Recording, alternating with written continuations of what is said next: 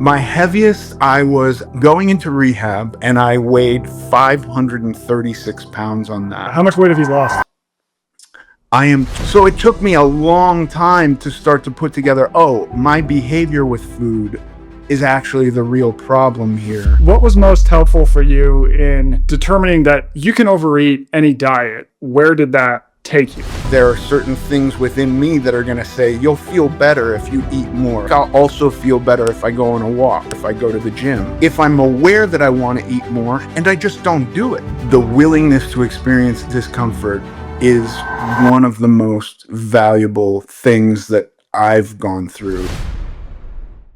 I want to start with you, Ethan. I want to start with this sort of moment where you decided you needed to lose weight. So, first of all, how much weight have you lost and how long did that take you? My heaviest, I was going into rehab and they had this regulation where you had to get weighed no matter what. They had no scale that could weigh me. So I actually had to buy and ship a freight scale. This was like 2000 and there just weren't scales that went up that high. I think the generally scales in hospitals and facilities now go higher. So I had this freight scale, which was a crazy contraption that you actually added weights to figure out what you were weighing. And I weighed 536 pounds on that. Um, that was the heaviest I ever saw on a scale, but I know I leaned into food. I I had a love for food from the time I was a child, and as an addict, I never stopped eating. I never got super thin like the other junkies did, unfortunately. I mean, and then when I came off of drugs and got sober, I went back to food. So I never saw anything higher than 536, but I'm pretty sure, and at that weight, I could gain or lose 10 or 15 pounds overnight pretty easily. Yeah. How much weight have you lost? I am 260 today, And so and nearly muscle. 300 pounds and muscly, yes, and under 15% body fat. So yeah. Excuse me. So tell me about what I want to hear is the moment when you decided I need to lose weight and you took action. I mean, I can tell you in my own life with behavior change, I'm also sober. I Yeah. had fits and starts, but then at one point I just experienced this moment where I was kind of like, okay, we're heading into this. What was Yeah. that for you? And then also, what did you do immediately after? Yeah, unfortunately, so as a sober guy, like I assume you're abstinent from alcohol and Yeah. drugs. Mm. Yeah, so am I, and that's a structure that works really well for me. And I'd been sober for about a year, and then I had this awful experience on a plane with a guy saying like, you're gonna go to hell, basically. And he was another actor who I admired, and he was basically saying, you're gonna go to hell if you don't lose weight and start to emulate Jesus Christ. And Mm. to be honest with you, there were a few things happening in my life at that time. I was sober. I was interested in bettering myself. I never wanted to have a conversation like that again. I never wanted somebody to feel that they had the right to have a conversation with me like that. I also had this girlfriend, and I started thinking, like, if I don't change my behavior, I'm going to lose her. And I have this opportunity to have a really nice life with her, which I would rather do. So that was the kind of drive that got me to go like, "Oh, I have more to work on with myself." Unfortunately, I didn't think of all my behaviors, like everything I had to like kind of look at as an addict with regards to to take a page from your book, to avoiding discomfort by use of substances.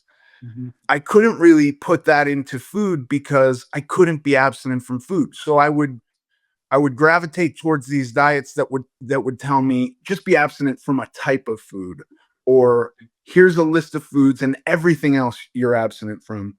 And unfortunately, those never got me anywhere near any semblance of a goal. I also had this feeling that I was gonna have a big internal change when I got to a weight that I was happy with, you know, and I don't think I thought it through that explicitly, but I kept expecting like a version of enlightenment to happen Mhm, mhm. through weight loss, and I thought like I'll know what my goal weight is when I reach my goal weight because there'll be a huge, it'll be like Siddhartha sitting under the tree for 49 days. That will just Mhm. happen. And maybe it takes me a couple of years of like harming my body by like just insane physical output and withholding carbohydrates. Yeah. But that's like my version of atonement for how I've damaged myself. And none of that ever happened. Um, so it took me a long time to start to put together, oh, my behavior with food is actually the real problem here. It's Mhm. not so much that carbohydrates are the problem. They're not my problem. I don't have a sweet tooth. And for me, if I remove the fats from carbohydrates, they're not that much fun. Like Yeah. a piece of bread is fun, but a piece of bread with butter is a party. Right, right. Um, So and did you so find yourself then, if you had sort of banned one type of food, did you just find yourself overeating the foods in the okay category effectively? Yeah. I Yeah. mean, I would experience a little bit of weight loss and then I would just be overeating all the foods on my list. I Mm, can overeat ribeye steaks and cheese and olive oil. I just can. It's mhm, not really hard for me. Um, and like when I did the blood type diet, I can overeat sweet potatoes and vegetables and chicken breasts. I can overeat anything. I can overeat a very boring bodybuilder's diet. I mhm. have to still like be aware that there are certain things within me that are going to say you'll feel better if you eat more. If you get to the point of absolute capacity, you'll feel better. And that's really what I've been for the last 6 years trying to find other things. Like I'll also feel better if I go on a walk. I'll also feel better if I go to the gym. I'll also feel better if I'm aware that I want to eat more and I just don't do it. Yeah. What have you found, what was most helpful for you in, I guess, determining that you can overeat any diet? And so once you had that insight, where did that take you? That took me to like spending some time really figuring out um a diet, the types of food a person usually eats that I could be on long term because I really don't have too much trouble losing weight. Like I can go 30 days on whey protein shakes and just like white knuckle my way there. After 30 days, looking at a diet like when I changed my point of view from I have an acute condition of adipose tissue, fatness that I'm going to handle with an acute solution, a short-term diet, Mhm. that got me nowhere. When I started to think about, no, no, dieting for me, it was a conversion of the two definitions of diet, like what you eat for a purpose and what you eat in general. And I had to kind of mush those together and go like, oh, I need to figure out what I'm going to eat for the rest of my life. Yeah. That won't cause me. That's the easiest structure for me not to overeat. And part of it is awareness with portions. Yeah. Yeah, you had a really excellent post in your, it was a diary post. I think it was within the last week where you talked about your realizations around that and a little bit about the Hawthorne effect, which basically says once you observe a behavior, the behavior tends to change. And I thought that was really insightful. So, how has that led you to, what does a typical day look like for you, not just in terms of diet, but in terms of how you exercise? You mentioned you walked. Like, what are the things you're doing every single day to keep you on this path you want to be on? Some of it is intentional activity, whether that's going to the gym or if I'm on a rest day, going for a walk, getting outside, because I can very easily do nothing. I can very easily sit and watch TV. Um, and part of it is just very being overly responsible for what I'm eating. And I will say, like, the first week I spent trying for maintenance, like figuring out how much fuel I could take in and not gain weight. This Mhm. was before there were apps, and I was doing math and redoing math and weighing everything, and it was like truly a nightmare. But I don't have to do that every day. I can eyeball a portion of chicken. I can eyeball a portion of rice. I can eyeball a portion of vegetables now, but it took over a year of really measuring it every single time I ate to get comfortable with, like, let me try not measuring it today and see what happens, you know? And then there are foods that I know that I could create a list of foods. Like McDonald's is pretty much not an option for me. If I'm stuck in the Dallas airport for 12 hours and everything closes but McDonald's, maybe I'll eat at McDonald's, but it's going to be really dire circumstances. Yeah. I'm not eating at 7-Elevens anymore, or when I get gas for my car. That kind of food is very, it's not, I don't think of it as bad. I just think my behavior with it is more likely to go in a direction I don't want it to go in. What was the process of that year where you had to sort of measure everything? What was going through that discomfort like, and what kept you on the path? So I think, a major thesis in my book, The Comfort Crisis, is that we often have to embrace short-term discomfort to get a long-term benefit. And so Yeah. when I look at it in your situation, you had this year that was very, very challenging. Took a lot of measuring, it took a lot of effort, it took a lot of work, but by going through that, you not only reached your goals, but you also picked up some valuable skills that then made that process a lot easier in the long term. But you couldn't have just got there without the No. hard work. And so what was going through that hard work like for you? The first day of it, it was really a leap of faith. I had read a couple of books. One was Bigger, Leaner, Stronger by Mike Matthews. Matthews, Mhm. and I had watched a TED Talk by Dr. Mike Israetel, The Scientific Landscape of Healthy Eating. And I was so convinced that I was allergic to carbohydrates, and that carbohydrate, but I had years, Richard Feynman talks about the first principle of scientific thinking is that we can't fool ourselves, and we're the easiest people to fool. Yeah. I would go back to this idea of carbohydrates poisoning me so much because week one, I'm losing 10 pounds. Every Mhm. time I start Right. keto, I'm losing 10 pounds. And then it becomes a grind. And then I'm overeating all my fats and not losing weight or starting to gain weight back. But that first weight drop kept me coming back. But I never got anywhere near a goal doing that. And I had to, like, shock myself out of it and go, maybe these guys aren't insane. I haven't tried this. It's actually a lot more work. And that's kind of what I was avoiding. And it was, you know, everything in my life from sobriety to food was uh taking the discomfort I felt right now and kicking more severe discomfort down the road for comfort in the now. And Mhm. I think you're totally right. To experience discomfort now is actually a far lower export of energy in the long term Mhm. than pushing the discomfort into the future. And so I was like, well, I'm going to try this. And it was a bit of a leap of faith. And the first day I did gain weight, and I was like, I can't do this. I gained 3 pounds last night and I ate within my caloric range. But then I went back to the data and I really looked at it, and carbohydrates can hold 3 or 4 grams of water per gram of carbohydrate. And I was like, okay, I'm going to get through this. And after a week, I'd lost a pound. And I was like, okay, I earned that pound, and I ate rice every day.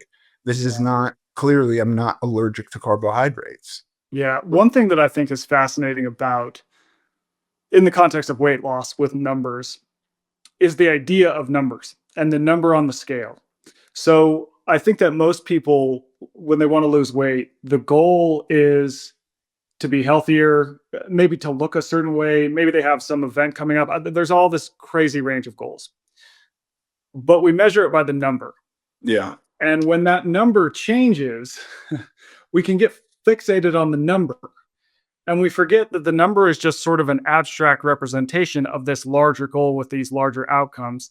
And I think to your point about keto, one of the reasons that it really picked up, I don't think it's as popular as it once was.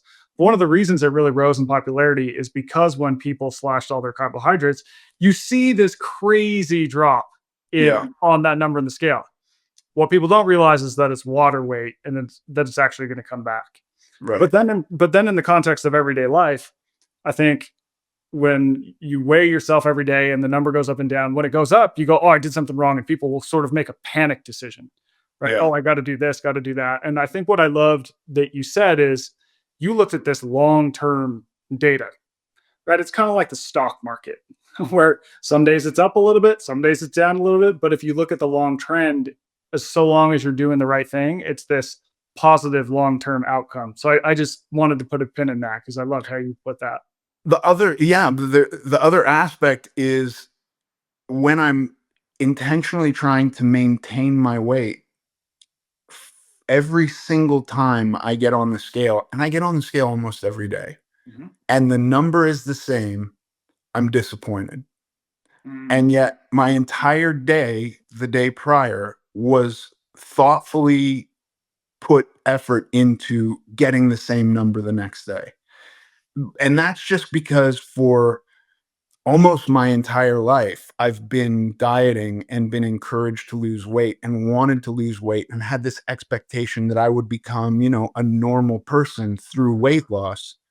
And so I just desperately want to see those numbers go down. And I have to talk myself through it almost every day. I have to, like, before, psych myself out and go, if the number's the same, I've succeeded.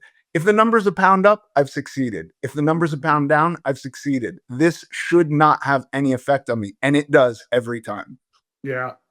Have you shifted your goals at all recently about like what's your long term thing now? I mean, you got sober. I did too. That was like a giant, massive change in my life. You lost a bunch of weight.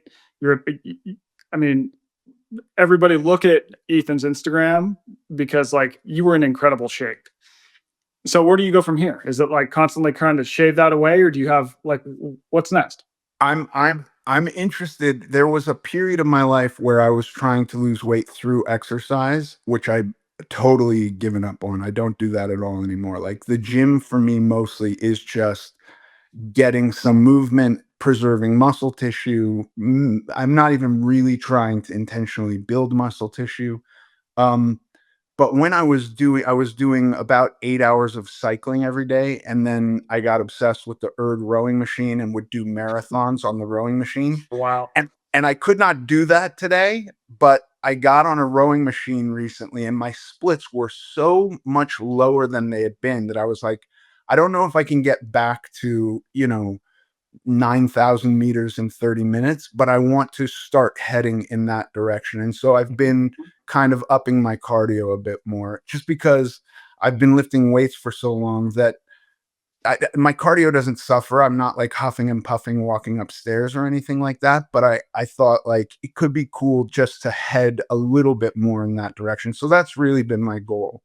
Yeah, I love that.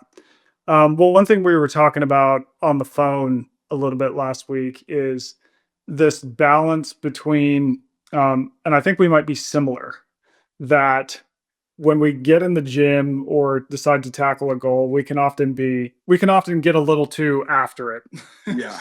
and that can be fun in the short term, but it can also lead to injuries in the long run.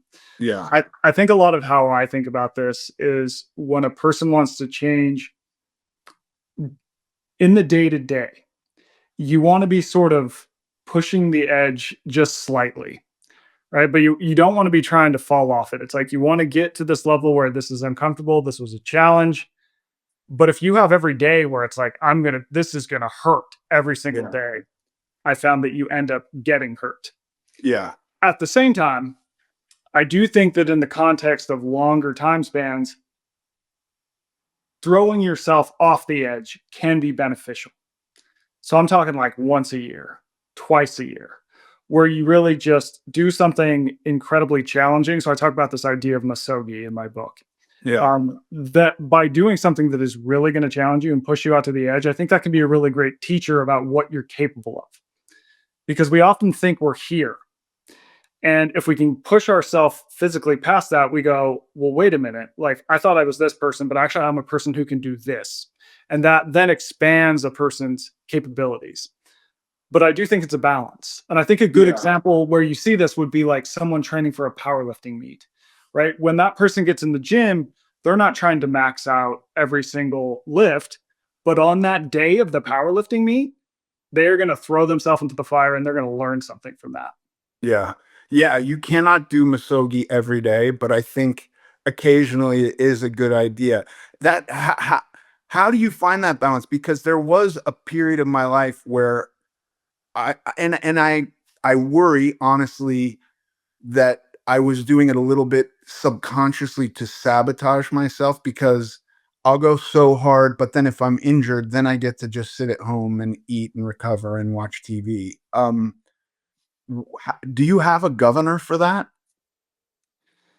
I would say that I have a decent governor. I mean, I've definitely gotten injured at times from going a little too hard, but that also applies to a lot of different areas in my life. Sometimes I might have to work so hard to finish a book that I just get totally fried the next week. I just need to like not think for a week. I think for me, it is really trying to plan intentional moments in my life where I have a goal that I can work up to. Yeah. And in working up to that goal, I'll try and structure it in a way where I'm just sort of slowly pushing the edge. And I know that on the day of the thing, that I'm going to be willing to take more risks that I wouldn't just in my sort of training and preparation. So, for example, like I do a lot of backcountry hunting. I have a really long through hike coming up in about a month. And so the preparation is just this constant sort of shaving off the edge, but also knowing if I go too hard, you're going to be injured on the actual day of the event. Right. At the same time, when I get out in the field, it's like I've prepared for this. I'm willing to take a few more risks for this sort of larger goal that I've worked up to. So that's worked for me. I think you can apply that logic to a lot of different areas of life, but it is a tough balance to find, especially if you are a person like me, or in some ways you, where maybe sometimes we do things a little too much to the extreme. Right. Yeah. It took me a long time to map out a structure that I really could see how can I push myself every day, but it's got to be replicable. I got to be able to do it every day. If I can't do it every day, and sometimes to the detriment where I'm not really pushing myself and I have to remind myself like I walked out of the gym and I didn't break a sweat. Maybe I didn't go quite hard enough today, Yeah, and I think another thing for me, and it's why my newsletter is called the 2% newsletter, is that just finding opportunities to move more throughout the day can be exceedingly powerful. So Yeah. the stat comes from 2% of people take the stairs when there's also an escalator available. Now, 100% of those people know that if they were to take the stairs, it would give them this better long term return on their health, their well being. And yet, 98% of people don't do that. And so I think sort of taking the mindset of where can I add these small forms of discomfort into my life, especially when it's something that I'm already going to have to do. It's like, I got to get to the second floor. I could do this easy thing that might even harm me in the long term, or I can do this slightly more uncomfortable thing of taking the stairs and get this longer term benefit and still reach that second floor. And then you just start kind of applying that logic to different areas of your life, and you start to see that those benefits sort of compile. And all of a sudden you've changed, and you haven't really changed a whole lot in your life. You just made slightly different decisions on the path to the same goal. Yeah. Yeah. I think the willingness to experience discomfort is one of the most valuable things that I've gone through.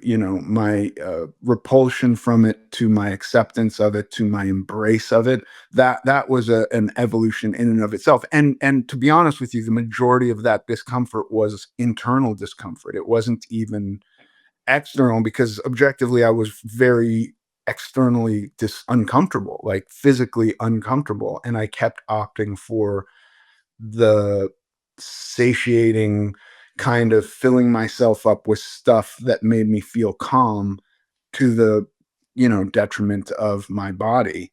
Um, and that's a tough one to sell to people, especially when I think as human beings, and you talk about this in your book, everything is kind of designed to become more efficient. Like we are kind of programmed to try to get comfortable and to try to, shave off, get the edge when we can. So it's a tough thing to wrap your head around. Yeah. All right. I have a final question. Okay. And this one's kind of left field, not necessarily on topic, but somewhat on topic. What role that you've had in acting did you most learn from and most changed you, and why? There was a TV show I did for 2 years. It's on Hulu. I would love everybody to watch it. It's called Chance. It was me and Hugh Laurie, and, uh, I played a very, very smart, physically capable guy. I was overweight at the time. I was probably close to 400 pounds at the time, but, um, I worked with this, guy named Tom Kyer. The role I played was loosely based on a real person who is a combatives instructor for tier one special forces dudes. And he is considered by the government an edged weapons specialist. Okay. And so like, if you ever saw the movie The Hunted with Tommy Lee Jones and Benicio del Toro, he did all the knife work in that. Like they Oh, brought wow. him in. And this guy blew my mind every single day working with him and talking to him. And then I wound up going and training with him and his guys all over the country. Wow. Um, and it was one of the most meaningful jobs I've ever had. I got to, posit these very stoic philosophies in that show, and Mhm. I learned so much. I like, for me that was the greatest role of my lifetime. Amazing. Such a good lesson about exposing yourself to new situations, people that are totally outside of your world, and being willing to just like learn from them, try new things, just do new interesting things, have adventures in life. Yeah, totally. Awesome. That's right. Well, I really appreciate you joining me, man. This was a lot of fun. Thank you for having me. This was my pleasure. Yep. And everyone who tuned in, thanks for watching. We'll be back next week.